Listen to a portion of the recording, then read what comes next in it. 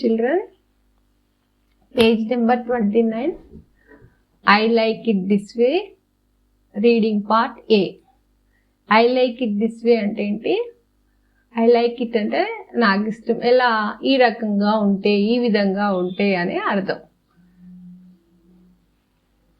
మనం లెసన్ నేను చదువుతాను, చదివిన తర్వాత మీనింగ్ చెప్తాను. జాగ్రత్తగా మీరు కూడా నేను చదివేటప్పుడు దాని వెంట చూస్తున్నాడు, పెన్ వెంట. It was growing dark. Sita's mother came home from farm. There were books everywhere. There were toys everywhere. There were clothes everywhere.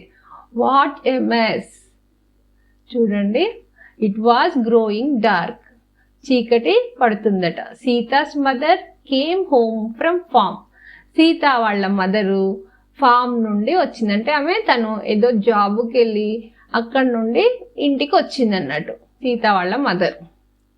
అప్పుడు చూసేసరికల్లా ఎలా ఉంది ఇల్లు? దేర్ వర్ బుక్స్ అన్నీ కూడా అక్కడెక్కడ పడి ఉన్నాయి. దేర్ వర్ టాయ్స్ ఎవ్రీవర్, బొమ్మలన్నీ కూడా ఎక్కడంటే అక్కడ ఉన్నాయి. There were clothes everywhere, clothes అంటే బట్టలు కూడా ఎక్కడ పడితే అక్కడ ఉన్నాయి. వాట్ ఎ మెస్ అని అది చూసి, అంటే ఏంటి ఇదంతా గందరగోళంగా ఉంది. చూడండి, మీకు కూడా తెలుస్తుంది కదా.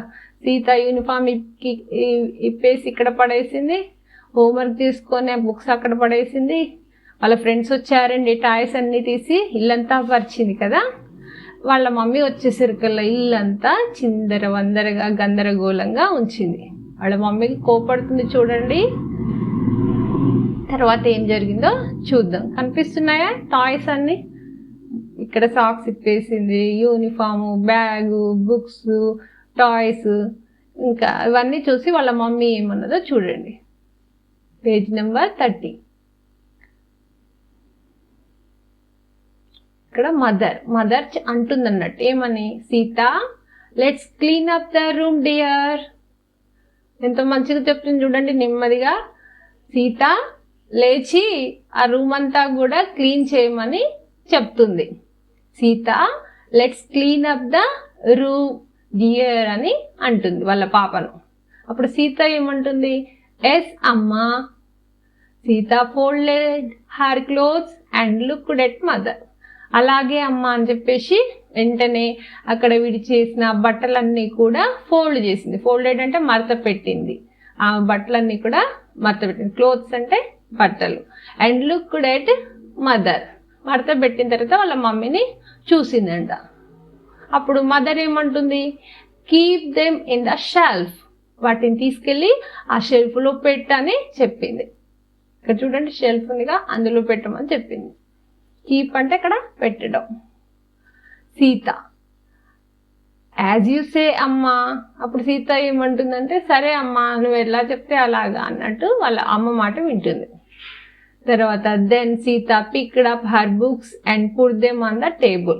తర్వాత బట్టలు మడత పెట్టాక సీత కింద ఉన్న బుక్స్ అన్ని కూడా తీసుకుంది. Sita picked up her books and put them on the table. ఆ బుక్స్ అన్ని తీసుకొని వాటిని టేబుల్ మీద పెట్టింది. Mother, keep your books in your school bag. ఆమె టేబుల్ మీద పెట్టింది కదా, నీ బుక్స్ అన్ని కూడా నీ స్కూల్ బ్యాగ్లో పెట్టుకో అని చెప్పింది. ఎవరు? సీత వాళ్ళ మదర్.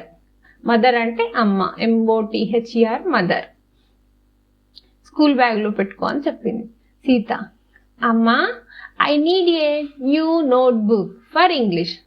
అప్పుడు బుక్స్ అనగానే ఆమె గుర్తుకొచ్చింది. ఏంటి? అమ్మ, నాకు ఒక కొత్త బుక్ కావాలి ఇంగ్లీష్కి అని అడుగుతుంది వాళ్ళ అమ్మను. మీ ఇంట్లో జరుగుతున్నట్టే ఉందా ఇదంతా స్టోరీ కదా? సీత వాళ్ళ మదర్ మాట్లాడుకుంటుంటే ఎలా ఉంది? మన ఇంట్లో కూడా ఇలాంటి సంఘటనలు జరుగుతుంటాయి కదా. నోట్స్ అయిపోగానే అమ్మ ఇవాళ నాకు నోట్ బుక్ కావాలని అడుగుతుంటారు కదా.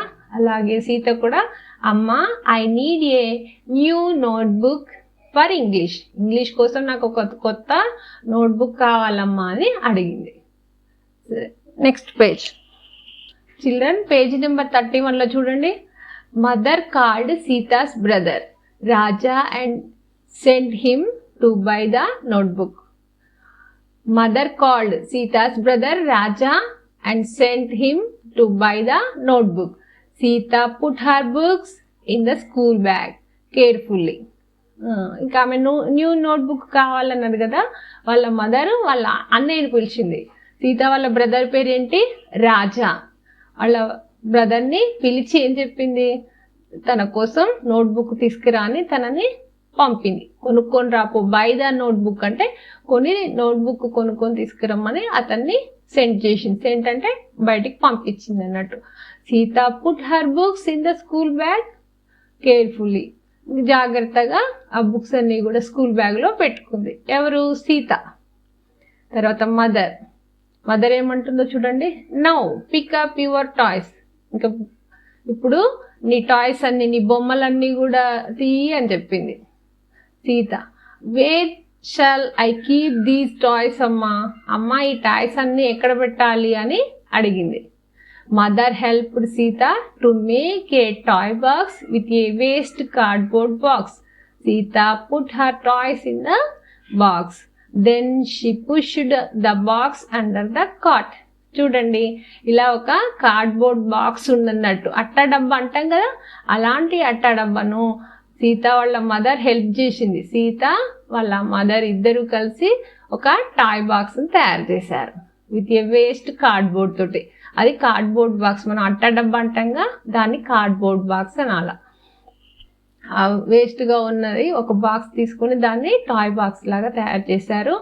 Sita put her toys in the box. Sita toys అన్ని కూడా ఆ బాక్స్లో వేసి పెట్టిందంట.